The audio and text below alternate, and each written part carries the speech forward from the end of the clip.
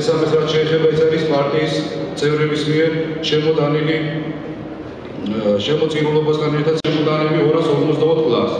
ამის გარდა პარტიის ბიზნესპრივად მიიღო მანდატების საწევით თუ შეიძლება მანდატების საწევით მოგიწევს მუშაობა. დიდი მადლობა.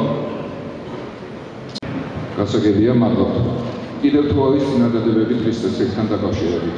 ეს პარტია არის 33 წლის ხალხის განმავლობაში შევძელით ეს არის ეს ხალხი შეუქმნით და მიპოვეთ საქართველოში ლიბერალური იდეოლოგიის მომხრე ადამიანები, რაც არ იყო იოლი ამოცანა თქვენს გეცნობინებათ და ჩვენს ვიცით საქართველოს საზოგადოება ყოველთვის არ იყო განწყობილი ლიბერალური იდეებისთვის.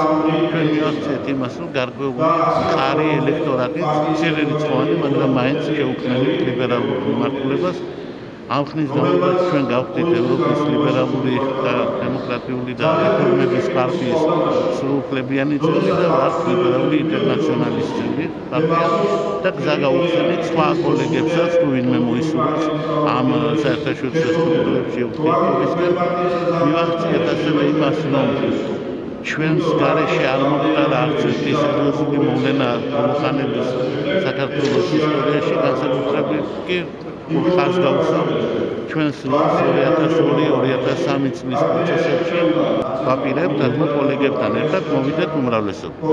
რა სახის კოალიცია ბლოკზეა საუბარი? რა პერსპექტივა ჩანს ალასანია ივანიშვილთან მიმართებაში? ჯერჯერობით რაც ჩვენ შეგვიძლია ვთქვათ, ეს არის რომ არის ლაპარაკი იმაზე, რომ ჩვენ შევძლებთ რაღაცნაირად გავერთიანოთ. მე არ ვიცი ახლა ეს ბლოკი იქნება, კოალიცია იქნება, ამას ისტორია იტყვის, მაგრამ ის რომ ბატონი ივანიშვილის პოლიტიკური ძალა, ბატონი ალასანიას და რესპუბლიკელების ძალები ერთად იქნებიან ამ საქმეში, ეს ჩანს.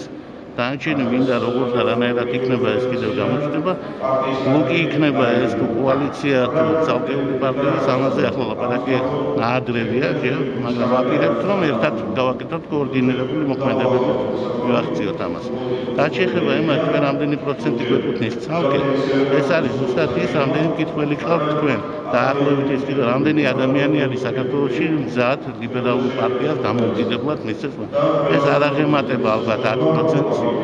ამიტომ რესპუბლიკელები არაპირებენ მარტო ამ 10%-ზე ზრუნვას. ჩვენ როგორც ყოველთვის ვიქნებთ პასუხისმგებლობას და ალბათ ვიქნებით მარტო კოალიციაში. ამდენ ხანს და როგორც ვიქნებით, ეს რადგან ისტორია გვაჩვენებს. რესპუბლიკური პარტია დღევანდელი მდგომარეობით ჩვეულ რეჟიმში აგრძელებს ფუნქციონირებას. რასაც ვაკეთებდით საკრებულოებში იქნებოდა ეს თუ რეგიონებში საერთაშორისო ასპარეზზე, ამას ვაგრძელებთ, მაგრამ პარალელურად გაჩნდა ახალი საქმე ჩვენთვის. სწორედ ბიძინა ივანიშვილის გუნდთან, თავისუფალ დემოკრატებთან კონსულტაციები და იმ კონტურების გამოკვეთა თუ კონკრეტულად ერთად რას გავაკეთებთ.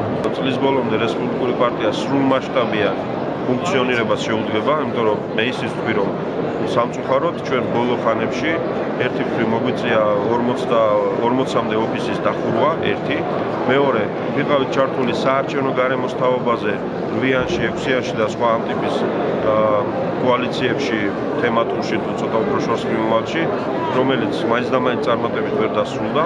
ამიტომ რესპუბლიკურმა პარტიამ ცალკე ან პარტნიორებთან ერთად უნდა განაახლოს სრულმასშტაბიანი პოლიტიკური საქმიანობა. დღევანდელი გადასახედიდან ყველა ნიშანი მიუთითებს იმაზე, რომ ჩვენ სწორედ სერიოზულ პარტნიორებთან ერთად დავიწყებთ ამ პარტიულ მასშტაბიან მოქმედებას.